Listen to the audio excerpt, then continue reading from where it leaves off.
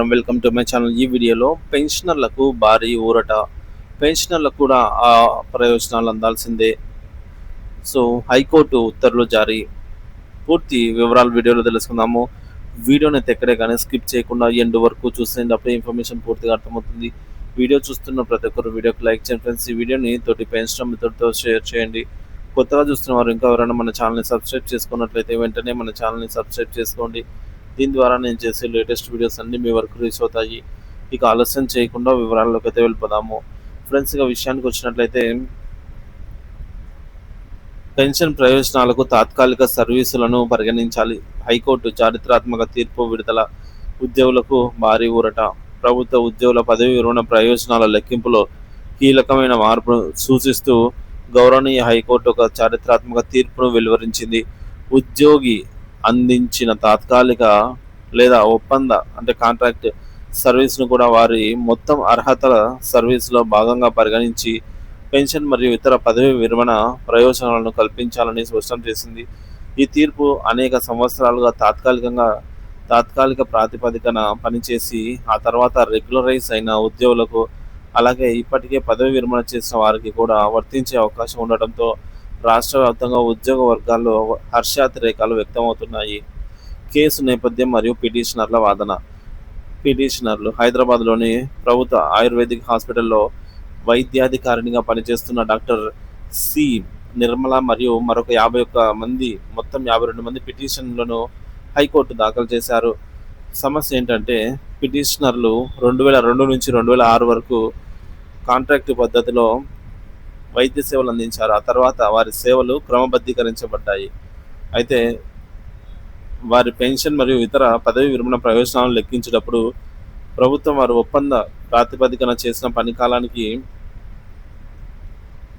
పరిగణలోకి తీసుకోలేదు. దీనివల్ల వారికి అందాల్సిన ప్రయోజనాలు గణనీయంగా తగ్గుతున్నాయి. పిటిషనర్ల తరపు వాదన. పిటిషనర్ల తరపు న్యాయవాది శ్రీ సిహెచ్ గణేష్ బలమైన వాదన వినిపించారు. సవరించిన పెన్షన్ నిబంధనలు 1980లో సవరించిన ఆంధ్రప్రదేశ్ రివైజ్డ్ పెన్షన్ రూల్స్ 1980లోని రూల్స్ 13 మరియు 14 ప్రకారం ఉద్యోగి తాత్కాలిక బాధ్యతలు స్వీకరించిన తేదీ నుండే వారి పెన్షన్ సర్వీసు ప్రారంభమవుతుందని, అందువల్ల ఆ కాలాన్ని కూడా లెక్కించాల్సిందేనని వాదించారు. సమానత్వం మరియు వివక్ష. రెగ్యులర్ వైద్యాధికారులతో సమానంగా పనిచేసినప్పటికీ కేవలం ఒప్పంద ప్రాతిపదికన పనిచేశారన్న కారణంతో పెన్షన్ ప్రయోజనాలలో వివక్ష చూపడం సరికాదని పేర్కొన్నారు. పూర్వపు ఉత్తర్వులు మరియు సుప్రీంకోర్టు తీర్పు.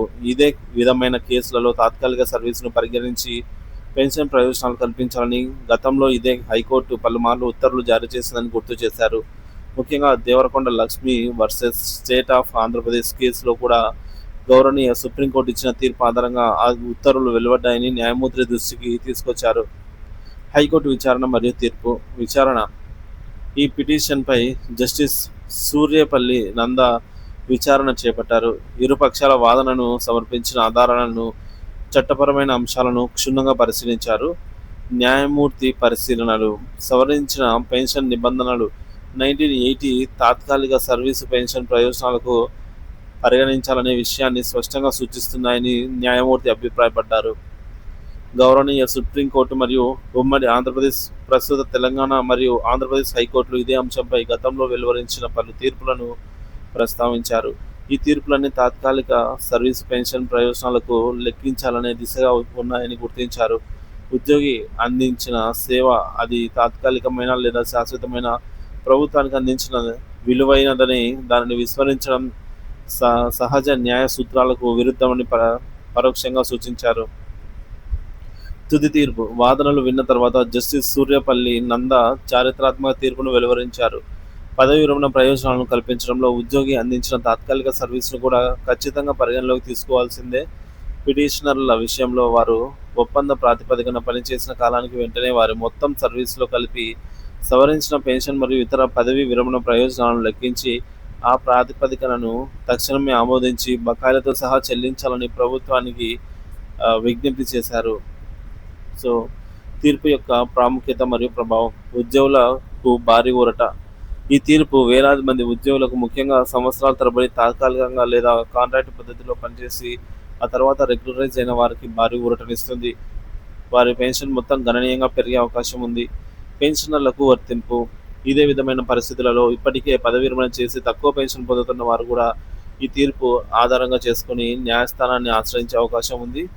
ప్రభుత్వంపై ఆర్థిక భారం ఈ తీర్పు అమలు వల్ల ప్రభుత్వంపై అదనపు భారం పడే అవకాశం ఉంది. అయినప్పటికీ న్యాయస్థానం చట్టపరమైన నిబంధనలు మరియు ఉద్యోగుల హక్కులకు ప్రాధాన్యతనిచ్చింది. ఈ తీర్పు భవిష్యత్తులో పెన్షన్ ప్రయోజనాల లెక్కింపు విధానాల్లో మార్పులు తీసుకురావడానికి ప్రభుత్వానికి ఒక మార్గదర్శకంగా ఉపయోగపడవచ్చు. తాత్కాలిక నియామకాల విషయంలో మరింత స్పష్టమైన మార్గదర్శకాలను రూపొందించాల్సిన ఆవశ్యకతను ఇది నొక్కి చెబుతోంది. ఈ తీర్పు కేవలం వైద్య శాఖకే పరిమితం కాకుండా ఇదే విధమైన పరిస్థితుల్లో ఉన్నటువంటి ఇతర ప్రభుత్వ శాఖలలోని ఉద్యోగులకు కూడా ఒక సానుకూల ఉదాహరణగా నిలుస్తుంది. తాత్కాలిక సర్వీస్ను కూడా పెన్షన్ ప్రయోజనాలకు పరిగణించాలి అన్న హైకోర్టు తీర్పు ఉద్యోగుల హక్కుల పరిరక్షణలో ఒక మైలురాయిగా నిలుస్తుంది. ప్రభుత్వాలు ఉద్యోగుల సేవలను వారు ఏ పద్ధతిలో నియమితులైనప్పటికీ కూడా గౌరవించాల్సిన అవసరాన్ని ఈ తీర్పు పునరుద్ఘాటిస్తుంది. ఈ తీర్పు స్ఫూర్తితో ప్రభుత్వాలు పెన్షన్ నిబంధనలను పారదర్శకంగా ఉద్యోగులకు అనుకూలంగా అమలు చేస్తాయనైతే ఆశిద్దాం.